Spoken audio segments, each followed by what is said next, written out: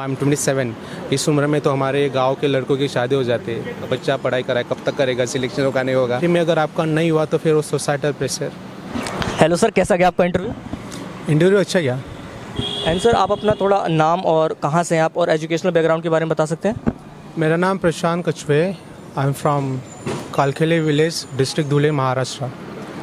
I started my preparations since 2 years ago, and my optional is political science. And sir, आपने जैसे बताया कि optional आपका political science है, तो पॉलिटिकल साइंस से कुछ रिगार्डिंग क्वेश्चंस थे? ऑफ कोर्स पॉलिटिकल साइंस से रिगार्डिंग क्वेश्चंस थे, लेकिन मेरा जो डिटेल एप्लीकेशन फॉर्म्स था उसमें मैंने कई दूसरी अलग चीज़ें मेंशंस की, जैसे कि मैंने मेरा मास्टर्स जो इटली में किया था, सो मास्टर्स के बारे में पूछा था। और काफ़ी सारे क्वेश्चन थे जो जर्नलिस्टिक्स थे, इटली के बारे में पूछा था, इटली के करंट इकोनॉमी और यूरोप की करंट इकोनॉमिकल सिचुएशंस के बारे में पूछा था, वेदर कंडीशंस के बारे में पूछा था, अभी इमिग्रेशंस के बारे में पूछा था। सो मोस्टली सवाल उससे रिलेटेड थे। एंड सर, ये आपका कौन सा अटैम्प्ट था? This is my first attempt. अच्छा, जैसे सर आपने बताया कि आपका फर्स्ट अटैम्प्ट था, तो आपकी प्रीलिम्स लिखने की क्या स्ट्रेटेजी थी? आपने कैसे प्रिपरेशन की उसकी, कुछ ऐसा बता सकते हैं? वैसे तो स्पेसिफिकली स्ट्रैटेजी के बारे में तो अभी क्या ही गए, जो starting from the very beginning I started exploring the information about the UPC. So I got to know about the UPC optionals क्या होता है, प्रीलिम्स क्या होता है, मेंस क्या होता है, उसके बाद इंटरव्यू की कैसे तैयारी करते हैं। उसमें कुछ मटेरियल्स जो थे वो ऑनलाइन अवेलेबल थे, कुछ मैंने हार्ड प्रिंट निकाले। स्ट्रैटेजी के बारे में कुछ क्लासेस थे जो मैं उनका नाम नहीं चाहूँगा, लेकिन वो मेरा जनरल स्टडी का जो ऑप्शनल्स के साथ जो क्लासेस थे वो कंप्लीट किए मैंने। आवर के बेसिस पे ऐसा नहीं बोल सकता कि मैंने इतने घंटे पढ़ाई की, ऐसा क्या, बट काफ़ी सिंपल स्ट्रैटेजी जो काफ़ी स्टूडेंट्स फॉलो करते हैं। जैसे प्रीलिम्स के साथ मेंस और इंटरव्यू, इसमें हमने पहले मेंस के लिए प्रिपरेशन किया, ऑप्शनल ख़त्म किया, and then I switch with UPC test series का चालू किया, जो प्रीलिम्स के लिए काफ़ी हद तक अच्छा हुआ, जो कि जनवरी से प्रीलिम्स का टेस्ट सीरीज का चालू किया था मैंने। एंड सर, आपने अभी बताया कोचिंग्स की हैं आपने, तो कोचिंग का कितना इंपॉर्टेंट रोल रहता है? क्या स्टूडेंट सेल्फ प्रिपेयर भी कर सकते हैं या कोचिंग ज़रूरी ही है? Not at all, self prepare कर सकते, कोचिंग नॉट नेसेसरी कि इम्पॉर्टेंट है। आई पर्सनली बिलीव कि coaching only able to help you for the foundation and at the introductory level. आगे जाके जो भी हो आपको खुद को ही करना है। Even know one will provide you the information, the guidance कि आपको ऑप्शनल किस तरह से सजेस्ट करना है। जैसे कि मेरा ग्रेजुएशन है जियोलॉजी में, मास्टर्स पेट्रोलियम जियोलॉजी में, और so same question asked by the panel itself कि आपने पॉलिटिकल साइंस क्यों चूज़ किया। सो जो ऑप्शनल अवेलेबल मार्केट में कोचिंग्स वाले तो उसके लिए तवज्जो देते हैं। जियोलॉजी का ऑप्शंस के लिए मार्केट में ऑप्शंस अवेलेबल नहीं, तो फिर मुझे कई सारे एक्सपीरियंसेस आए कि आप ये मत लो, पॉलिटिकल साइंस जैसे एंथ्रोपोलॉजी वाले सब्जेक्ट्स लो।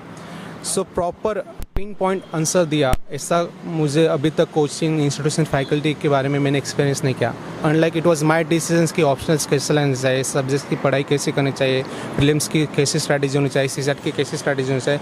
अगर है मेरे पर्सनल एक्सपीरियंस के बेसिस पे अगर आप मेरा आंसर सुनना चाहते हो, so it was my personal experience and journey, जिसमें काफ़ी हद तक मेरा और मेरे फ्रेंड्स या फिर जो ऑलरेडी सिलेक्टेड फ्रेंड्स है उनका गाइडेंस था। That's it. एंड सर, आप रही थी कि आपने प्रिपेयर किया, वो बता सकें?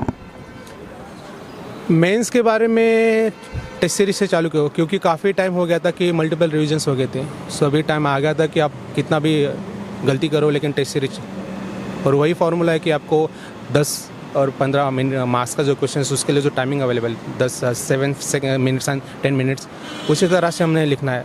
आपको लिखना छोड़ना नहीं, तब तक लिखना छोड़ना नहीं जब तक आपको खुद को एहसास नहीं होता कि आप अच्छा लिख रहे हो। और इवैल्यूएशंस तो कोई ना कोई कर ही देता है। एक टाइम आता है कि आप खुद का इवैल्यूएशंस खुद करते हो, तब तक आपको करते रहना है। सो यही मुझे लगता है कि यही आपको मैं बोल सकता हूँ। एंड सर, आपका ओवरऑल इंटरव्यू किस पे बेस्ड था? डैप बेस्ड था, करंट बेस्ड था, किस तरह से था? हाँ, डैप बेस्ड था, क्योंकि काफ़ी सारी चीज़ें से दो डैप में मैंने मेरे इटली क्यों गया। सो जैसे कि इटली में स्कॉलरशिप के बेसिस पे गया। I got a scholarship by the Italian government itself, public funded university में, पेरुजिया यूनिवर्सिटी पेट्रोलियम जियोलॉजी। तो फिर मेरा एजुकेशन इटली में क्यों किया, वहाँ पे अगर मास्टर्स किया तो इंडिया में क्यों आए। अगर another degree which I currently pursuing political science international relation and economy का फर्स्ट कर यूनिवर्सिटी में पीजे करके मेरा एक कोर्स है वो चालू है, उसके बारे में पूछा है। अगर वो करें आप तो फिर यहाँ पे क्यों आए, वो कोर्स जो है आपका वो 3 साल का है तो फिर आप इतना लंबा क्यों खींचा। ऐसे मेरे डैफ से रिलेटेड काफ़ी सवाल थे।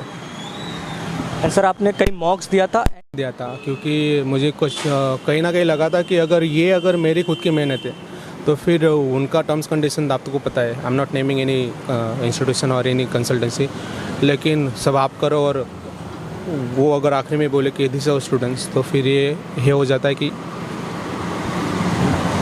एंड सर, इस लॉन्ग जर्नी में आपके पेरेंट्स का योगदान कितना था?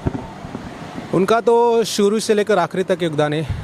आप आज मैं अगर यूपीएससी के बाहर खड़ा हूँ, so just because of my parents, तो उनके लिए जो भी कहूँ तो सब कुछ कम है। So I am actually only son in my family, मतलब मैं उनके एक ही लड़का, 2 बहनें हैं। तो फिर इसके बावजूद भी मुझे पढ़ाई के लिए बाहर भेजना, from India at least 7,000 kilometre away. और I mostly I comes from the very small town village करके, सो वहाँ पे बच्चों को बड़े शहर दिल्ली में भेजने के लिए दिक्कत होती, तो मैं तो इटली पढ़ने के लिए गया था। सो उसमें तो उन्होंने जो फेस किया, फैमिली प्रेशर फेस किया, सोसाइटल प्रेशर फेस किया, हर एक चीज़ के लिए।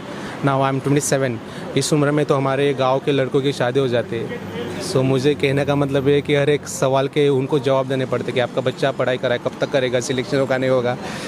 हर एक छोटे छोटे क्वेश्चंस उसके लिए बड़ी बड़ी लाइक प्रॉब्लम्स उनको लगता है। तो हर एक स्टेप पे उनका योगदान है और हमेशा रहेगा। एंड सर, इस लॉन्ग जर्नी में आपके साथ कोई मेंटोर्स थे जिन्होंने आपको गाइड किया, उनका नाम मेंशन करना चाहेंगे? मेंटोर तो मेरे पेरेंट्स ही थे, although they are not very technical in the field of UPSC, लेकिन somehow financial support and the moral and the mental support is very important. If your question is about the morals, your mentor who guides for each and every moment, then my parents are the only moral support and in fact my mentors. And sir, आप कुछ last में message भेजना चाहेंगे जो viewers हमें देख रहे हैं कि वो इस जर्नी में क्यों आए और कैसे स्टार्ट करें अपनी प्रिपरेशन? सीधा मत स्टार्ट करो, सीधा कैलकुलेशंस देता हूँ मैं आपको।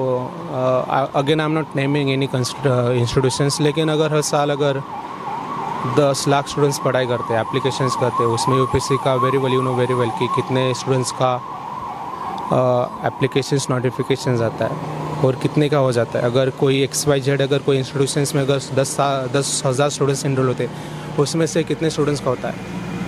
1, 2 या 5, 10। अगर ये रेशो इतना कम है तो फिर वो स्टूडेंट्स का खुद का मेहनत या फिर वो इंस्टीट्यूशन का।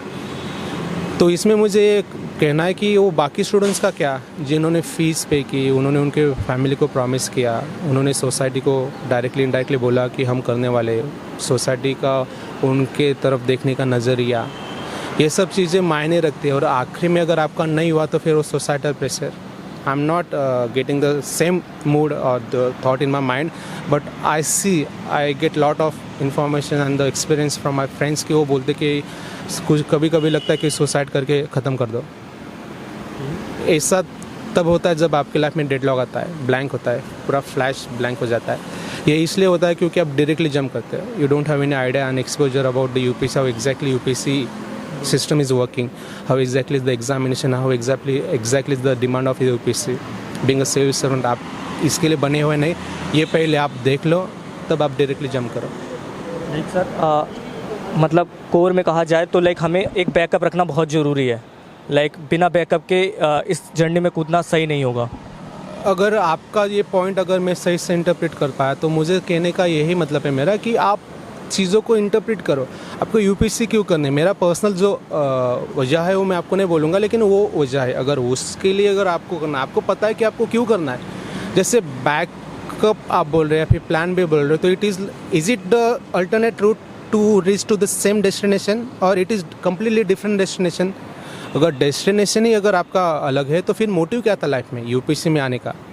ये सभी चीज़ें कन्फ्यूजिंग करने वाले। अगर आप कन्फ्यूज हो तब आप प्लान बी के बारे में सोचते हो। अगर आपको पता है कि आपको क्यों करना है, किस लिए करना है, तो फिर anyhow you only have to go for the alternate routes to reach to the same destinations. तो अगर आप बोले और मैं सही इंटरप्रेट कर पाया तो मुझे ये कहना है, गो for the alternate root but don't change your destinations. अगर डेस्टिनेशन ही चेंज करने तो मतलब मुझे ये कहना है, if it is happens with me, अभी मैं इंटरव्यू दे रहा हूँ, आई डोंट नो वेदर होगा या नहीं होगा, लेकिन अगर फिर से अपेयर करूँगा, ऐसा तब तक करता रहूँगा जब तक मुझे करना है। लेकिन इसके बावजूद अगर मुझे बीच में अगर लगा कि मुझे छोड़ना है तो उसका वैलिड रीज़न होना चाहिए कि मुझे डेस्टिनेशन चेंज करना तो क्यों करना है। लेकिन अगर आपको पता ही नहीं कि आपके डेस्टिनेशन यूपीएससी सिविल सर्विसेज क्यों है, तो फिर आप यूपीएससी के लिए या फिर यूपीएससी आपके लिए बनी नहीं है।